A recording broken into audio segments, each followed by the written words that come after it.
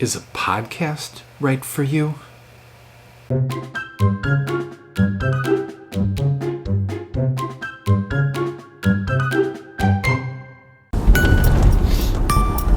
I was able to do a podcast, and I was able to just sort of keep business going through networking and all these other random things.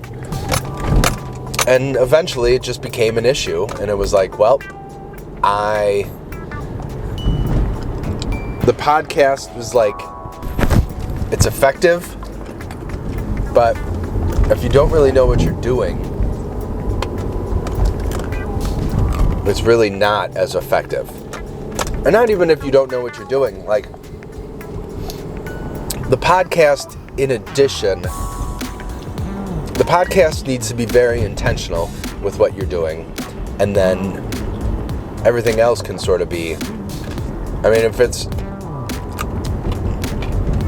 hard to say. Hey, this is Mike from Ballbrain Creative. So today I want to talk about if a podcast is actually right for you. This is again one of those interesting platforms where it's hot and everyone's talking about it, but at the same time doesn't make as much sense. Now, I'm definitely a little guilty of this. I started mine 5 years ago? 4 years ago? Me and a writer friend, we started a beer podcast because who doesn't want to do a beer, podcast? Why not?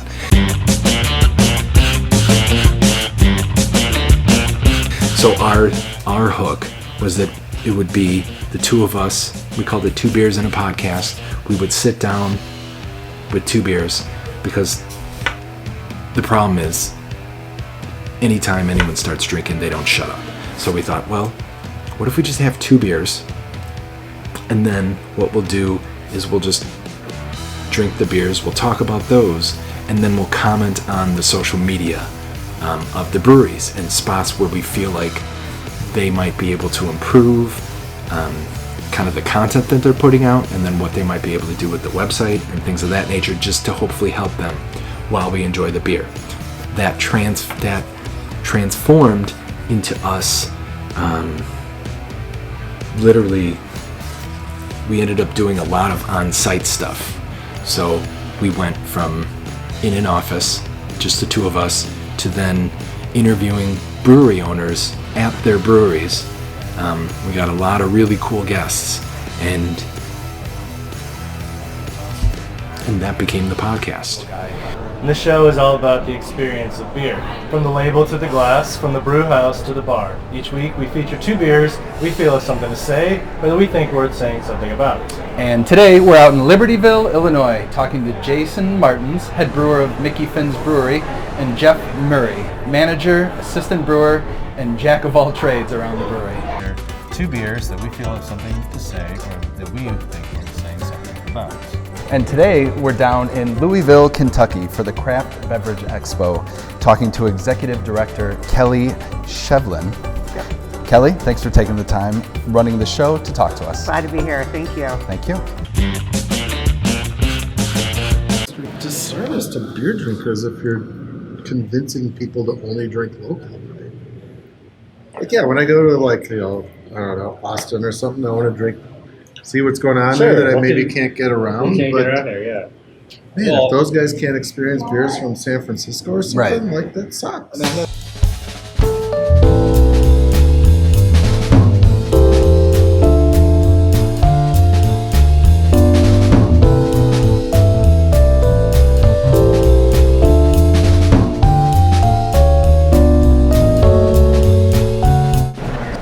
Today's episode, we're excited to be sitting down with Todd Asman, president of Goose Island Beer, and Mike Siegel, R&D manager. Cheers, guys. Yeah. Cheers. Hey. Cheers. From one end to the other. Thanks for coming. Oh, it's great. Great to have you guys. Yeah, I told Mike, I don't know, whatever it was a couple weeks ago, I could see you guys doing something. And I was just curious, just introduced myself and There you have it, man. Pays to have That's your how it equipment out on the bar, I guess. Yeah, we learned our lesson. Always like have extra stuff out on the Let everyone know what you're always doing. Right. Well, no, it looked like you guys had just set up camp. So Yeah. I love it when I can't tell. So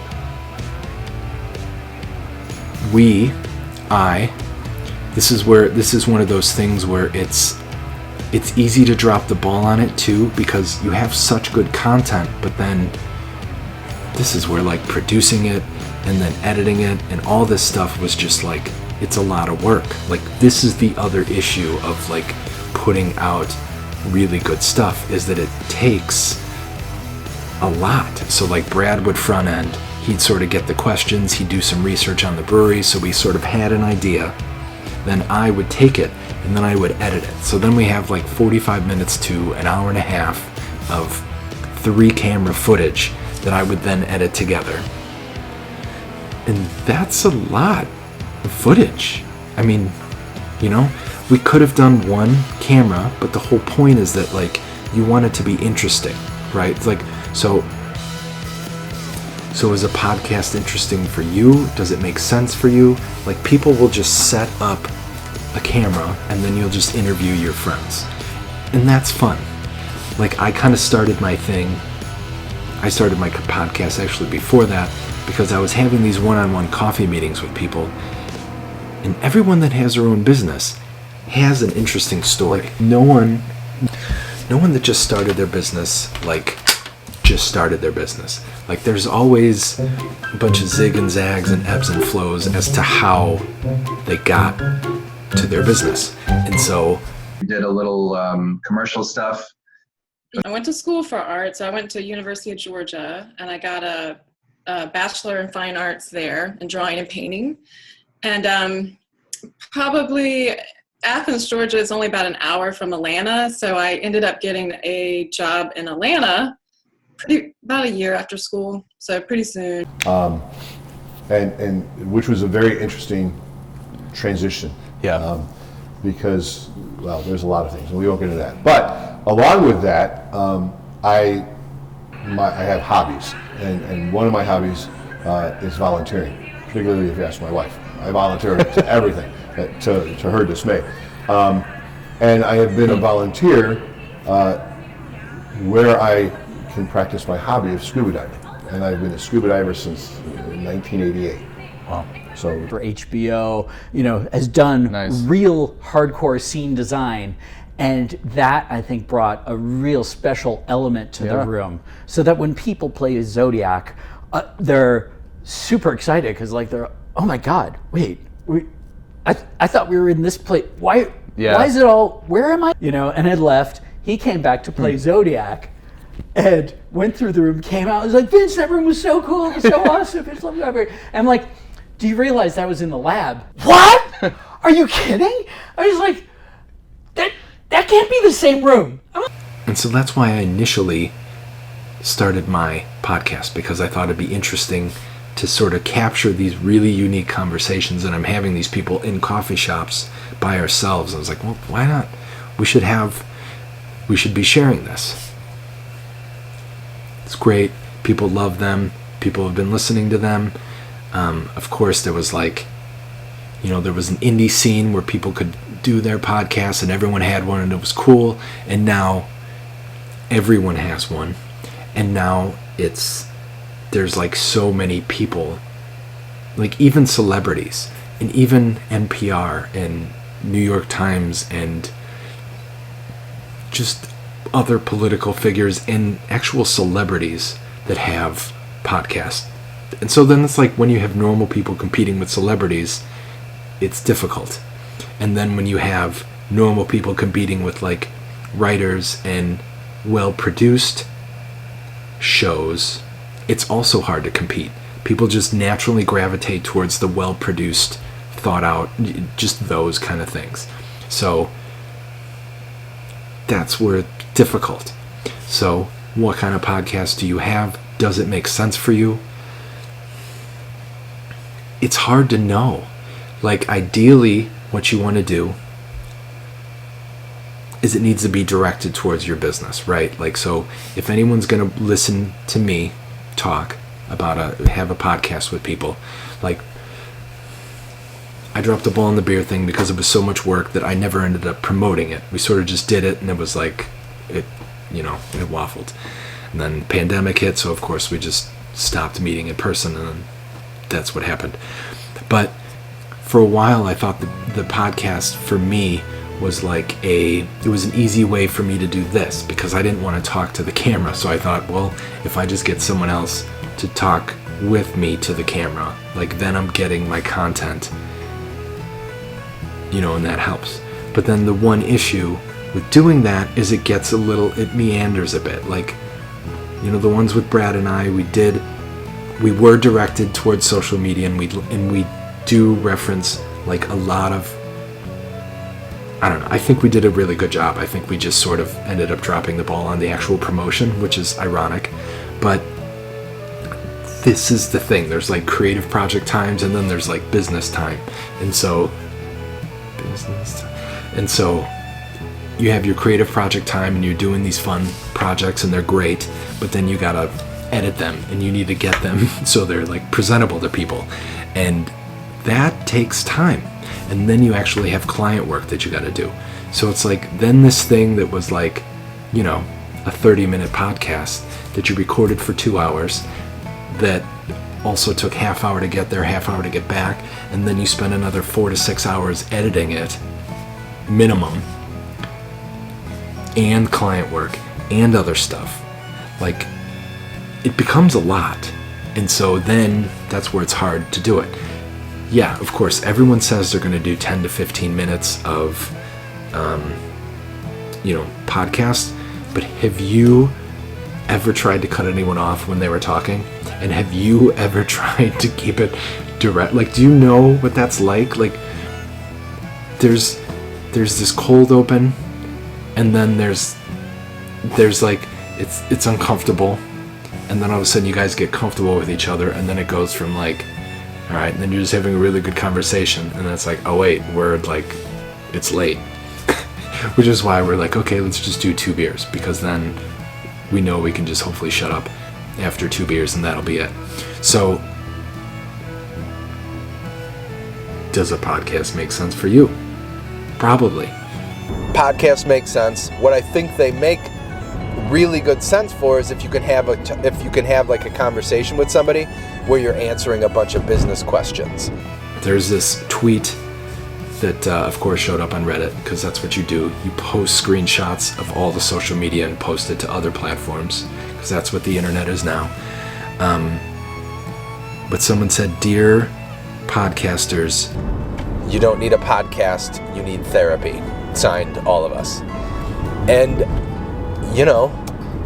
I think that's true for a lot of people. But which is the thing about a microphone and a camera on people, that sometimes it just bears your soul, and you get comfortable with people, and then a lot of the stuff, like what you share, maybe you shouldn't. Like, maybe you should have just kept that quiet. And so this is where, if you're going to be like direct, and you're going to be doing these podcasts, you need to consider what you're doing, and that you need it to be pertaining to your business. So like, if I'm a plumber, or if I have an auto shop, and what I'm trying to do is, it's like a car talk thing, right? Like, so if you have the auto shop, maybe you're going to do a car talk thing where it's just like, it's kind of techie, like how to change tires, how to change oil, what's a good car to stick around for 100,000 plus miles. Like, those are sort of topics. Like, me, this is what's weird about me, because like, as a video person, as someone that's interested in stories, like, in theory, my podcast should be about stories, like, should be about interesting stories, because my whole impetus, or my whole thing, is telling interesting stories. Where it gets convoluted is not having direct content like this. So it's like, a podcast should augment your content strategy. And I think a good way to think about a podcast is a good way to think about a lot of these content strategies in business, is that it should supplement what you're doing, but it should also be like seasonal. So it's like you're going to do 10 episodes of a podcast and just test that out and see what that's like, and sit on it for like 4 months. Not sit on it, release it, and then sit on that for like 4 to 6 months and see what happens. A lot of times you may find that people reach out and they're like, yeah, I've been listening to your podcast, it's great. What do you want someone to take away from your podcast? It's almost like when they're listening to your content, what do you want someone to take away? Do you want someone to take away that you love drinking, or do you want someone to take away that you know how to market and what people should be doing with like social media? It's like you're gonna have what are you gonna do with a podcast? Like, the podcast is like, you feel like it's this place to air your grievances, but it's not. Like, it's supposed to be something, it's like the thing with a camera and a microphone. This wasn't a Key and Peele. This was there was a skit where they were just like, they have policemen that did I think it was that Detroit show or whatever, where they had people come on, and they had criminals come on, and basically they would admit to all their crimes, and they're like, we mess with you, I mess with you. It's like, and it's funny, like, because that's like how these podcasts sort of are. Like, people you get really comfortable talking with people, and so it's like people almost open up to like a lot of stuff that you wouldn't assume they would have. But again, if it's not as like directed, if you're just like answering, I don't know. So that's the point. Like, you need to be very precise with what you're doing, because if it's just like a very loose, you're kind of admitting to stuff and it feels good because you're on camera or you're on microphone, and then you're saying a bunch of stuff that like you shouldn't be saying, obviously a podcast is not for you. And yes, therapy would be a really good idea. And so, is that the library? So again, you got to be very focused. My podcasts were very abstract. We talked about marketing, we talked about beer, but I don't think I didn't do as good. I wasted all the opportunities to have like really good visual show, and even the editing, because we just did the podcast thing where we talk for about an hour, and so like to talk for an hour is very loose compared to having like a really top-notch 10-minute high edited thing, right? So I don't know. That's the point. You gotta be. So yeah, I got to this point where I needed basically more precise content, and I need to, which is like it's a really, really hard thing to do, because you want to like educate and inform people, but you don't want to beat it over the head that like, hire me, right? So it's like you need to be, so that's where you need to educate and inform about your subject matter. And so one thing I think that a podcast allows people to do is sort of get to know you more. And so it's an easier way to show like more facets of who you are and things that you believe in.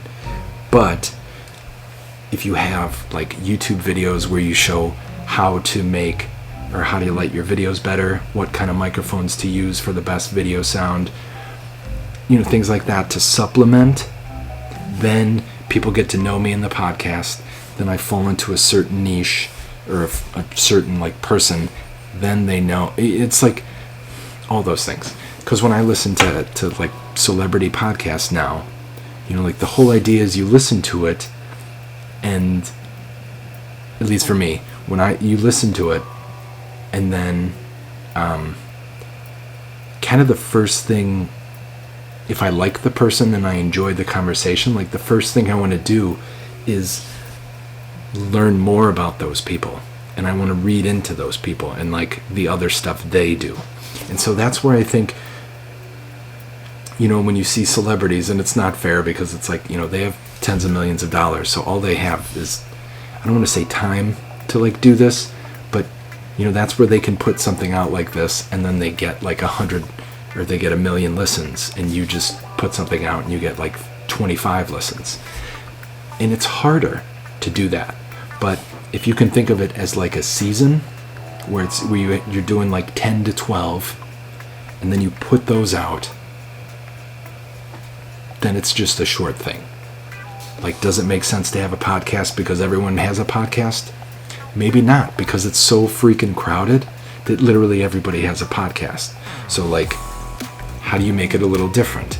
For us, it was the whole drinking, but talking about the marketing, and then eventually getting, the brewery owners to speak with us. And that was how we sort of started to differentiate our podcast a little bit. And so that's why if it's to supplement your content strategy and what you're doing with your YouTube videos and your Instagram and your LinkedIn and your Facebook and all those posts, this is a good way for people to then sort of get inside your content sphere, your influence sphere, whatever you want to call it. But it's for more people to hear about you and then become aware of what you do. And so hopefully like you versus hopefully like get turned off at whatever things you're talking about on the podcast, because that's another thing that, just because you do it, people are going to get to know you, and it might not sit as well with them as you would hope. So that's why you're going to want to use it to supplement what else you're doing, to bring people in, but then hopefully it just brings awareness to other things that you're doing. So I don't know if it makes sense for you. It is definitely an insanely crowded space. Obviously, the first year, the pandemic, when everyone's at home, everyone's like, let's do a Zoom podcast, because then there it is.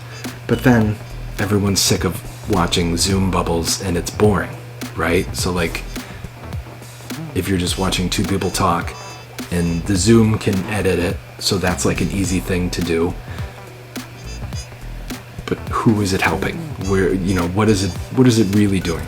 And so that's why I think if you can think of it as like, okay, well, I'm just going to do 10 to 12 versus I'm going to do one every week for a year and a half.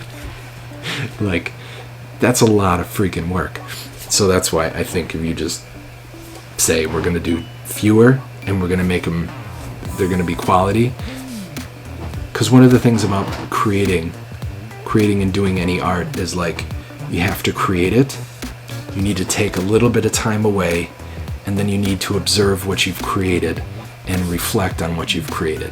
Because when you're writing music, the first song you wrote is like amazing, but then once you write the 5th song, then you can listen to the first song and you're like, maybe that first song wasn't as good, but it was cool to get it out of the way, right? So that's where like some of your content falls, and that's where your podcast falls.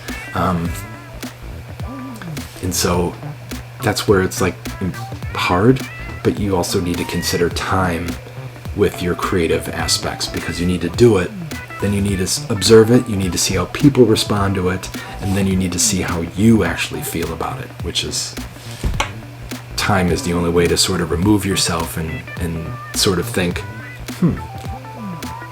maybe I shouldn't do a podcast. I'll stick with my blog.